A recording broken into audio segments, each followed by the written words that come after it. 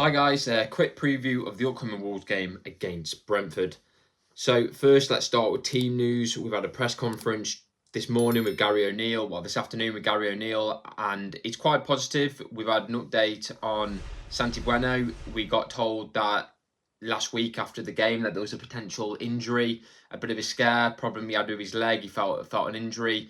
We've been told today that he's fine. He should be okay for the game. He's been training, which is really good news. I thought he had a good game, to be completely honest. I know, obviously, it wasn't the result that everyone wanted, but I don't think defensively we were that bad. I think more it's Semedo's fault for the penalty there, but I don't think the centre-backs were too bad. Update on Dawson. If you remember rightly, he had a virus. He wasn't available for the last game due to that virus. He's back in training now. He hasn't played a full training match, but he is potentially going to be available maybe in the squad. I'm not sure if he's played enough in training for them to warrant him starting. So let's see what happens on that front. We know sometimes we've been told stuff like this is a bit of a tactic for the opposition. So maybe they think that they're going to have a weaker squad, and then we see it the next day. Dawson's in the lineup. So let's see what happens. Could be a bit of mind games there, but Dawson could be available, most likely on the bench. We've had an update on our newest centre-back signing, the youngster Bastion that came from the French league. He's going to be potentially back in training next week, which is good news. We actually signed him with a partial injury. They kind of knew about that when they did the medical, and he was going to be out for so many weeks, but good news to hear that potentially next week he's going to be back with the group, back in full training, which is really good news. So let's move on to the game. At the moment, let's talk about the opposition. Brentford, they have at the moment got many injuries. I've seen numerous Brentford pages worried about the game because of how many injuries they've got. The player that we were linked to, Wizard, who's a really good player, he's out, which is a massive loss for them. They've got a number of fullbacks. Is it Rico Henry? He's out, which is probably one of the better ones. They've got centre-backs out. They've got midfielders out. They've got other attackers out. So they are just about putting a squad together. I think it was around 7 or 8 players they've got out, first-team players, which is massive for them. So, yeah, it's definitely a good time to play him. The only bad thing about playing him at this moment in time is that they've got a bit of a record at the moment for scoring within the first 36 seconds of a match. So those of you that have been following Brentford this season, 3 games so far, they've been able to score within the first 40 seconds. The last game, it was 36 seconds that I saw, and the game before that was 20 seconds. And I saw a bit of a breakdown of how they've been doing it with the Athletic. They did that, and basically what's happening is as soon as they have the goalkeeper, as soon as they have the kick in the middle of the pitch, if they can win it straight back to the goalkeeper then plays it all the way long across the pitch. They don't even really try and get the ball. They just basically bully the opposition defenders when the ball comes in, try and make them make a mistake, wait for the ball to come off the goalkeeper, and then basically try and force their way through with the ball whilst they're onside, past the defenders, and then slot it in.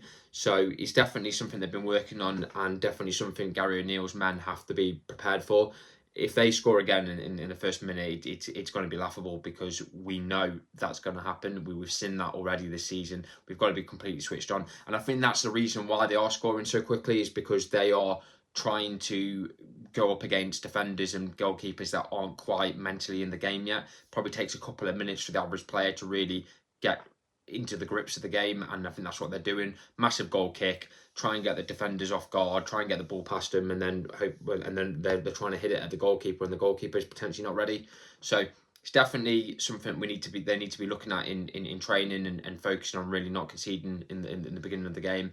So yeah, definitely a tough team to play against. Definitely a hard place to go.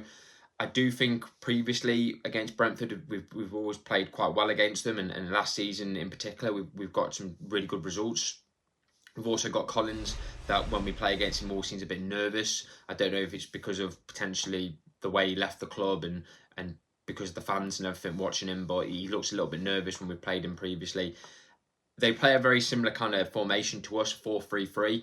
So it'll be interesting to see how Gary O'Neill goes against this. There's a lot of fans asking him to drop playing 3 midfielders, the 3 in the middle. But the fact that they do a 4-3-3 is probably going to be more in line to play that again. But for me, I do think that we could drop a midfielder. I think Andre's been great, so it's between Lamina and Gomez for me. Obviously, there's argument there that Lamina's captain, it'd be very hard to drop him. But if between Lamina and Gomez, I would probably drop Lamina, but I can see the reasons why he might not do that with him being captain. But if you saw previously in the game him crying at the end of the pitch, he obviously looks like he's frustrated, potentially tired, potentially knackered. So there is an opportunity there to potentially rest him and play someone like Andre and Gomez. And I think what that will enable us to do is really focus on bringing in wingers. We saw that when Carlos Forbes came on the pitch. It reminded me of back in the day when we used to have Jota, Neto, Adema Traore on the wing, putting the ball into the striker, and I think that's what we need to do. We're playing a little bit too centrally at the moment. I think we really need to try and get wingers in and play Cunha off Lawson, and the only way to do that really is for us to play two in midfield, which we've done previously in pre-season. It looked really good, so I think there's definitely an opportunity to do that, and I think that will get the most out of Lawson. Lawson has been okay this season. I know some fans are really praising him. I think he's done okay. It's still a massive price tag for me, and for me, he needs to get more goals. And I think he's not really had the service, and I think wingers can really provide that. So let's go to predictions. Firstly, I'm going to try and predict the lineup. I think it will be the same back line that we saw in the previous game. So we'll be looking at Santi Bueno, we're looking at Totti, we're looking at Ignori, and we're looking at Semedo. Semedo's had a bit of a rough time at the moment with fans. He hasn't really had the best season, but still, I think he's better on the right than Doherty. Midfield, I've already said it from me. I'd play Gomez and I'd play Andre. I think Andre's been brilliant. His pass accuracy, he just looks so calm on the ball. Loves putting a tackle in.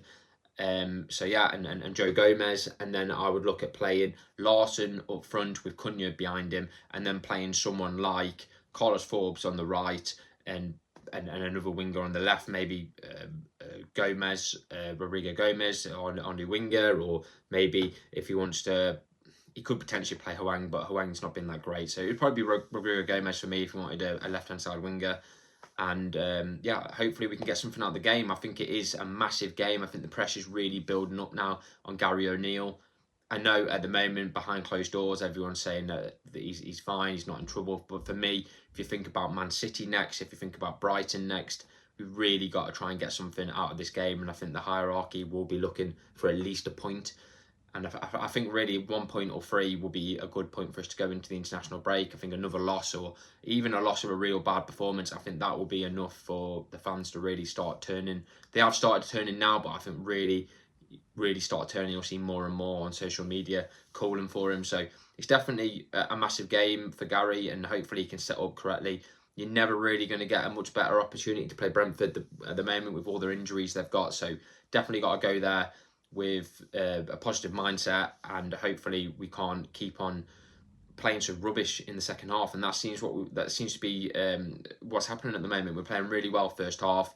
I don't know if it's a lack of fitness. I don't know if it's what's been said at half time. I said previously in another video, he's doing some kind of death talk at half time, which is really having a negative effect on the players. But hopefully we can come out second half a little bit different, a little bit more eager, a bit more attacking, and try and get the win. So yeah, hopefully get 3 points. My prediction, I'm going to go with 2-2, a draw. I think we'll get a point, but I'd love to get 3, so hopefully I'm wrong.